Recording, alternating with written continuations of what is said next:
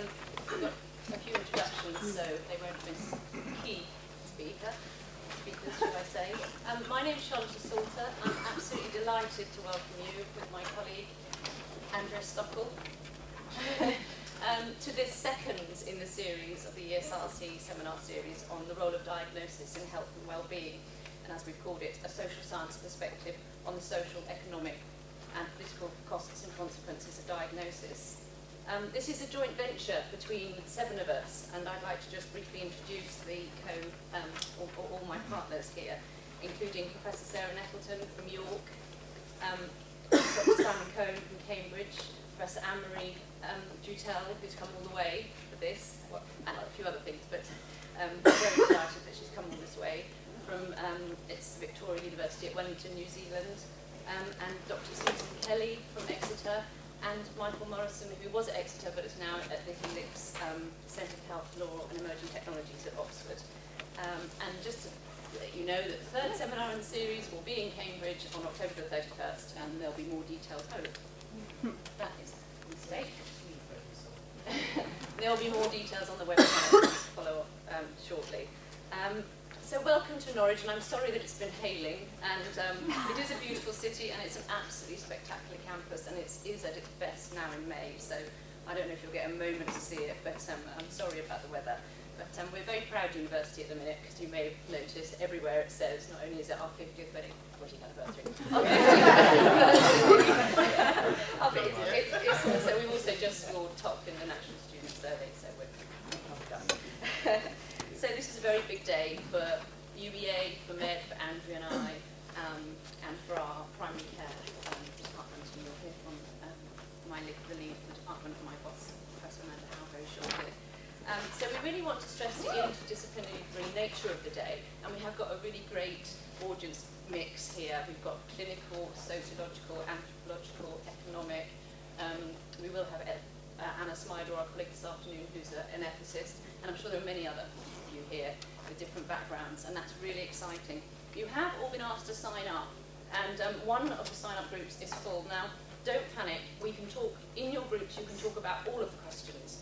It's obviously we have to split our experts and our speakers into different groups, but we may even merge if, in fact, this afternoon we may merge to 2. So please don't think if you're in one group you can only talk about that question.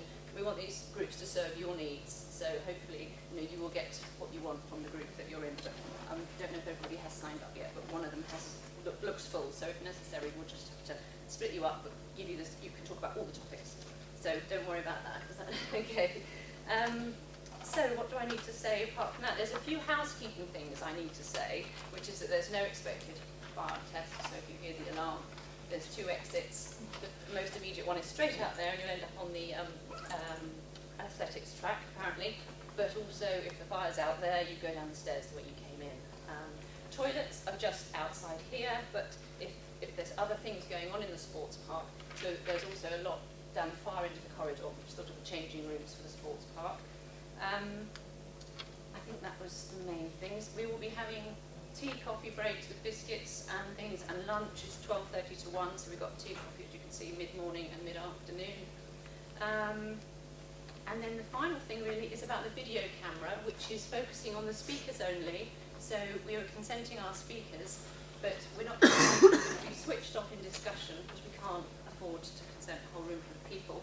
I've actually had a decision that it would be please no personal recording, because these recordings will be on YouTube via the website pretty soon. So hopefully everybody and many more people that you can tell it about will be able to get access to the sessions. Is that okay? Any questions?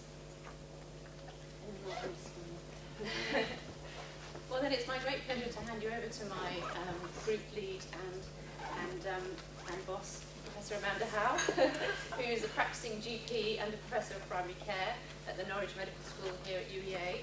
And she's combined over 30 years of general practice with an increasingly high-profile academic career, and she holds office at the Royal College of General Practitioners as Honorary Secretary, as well as working clinically and at UEA in an academic role.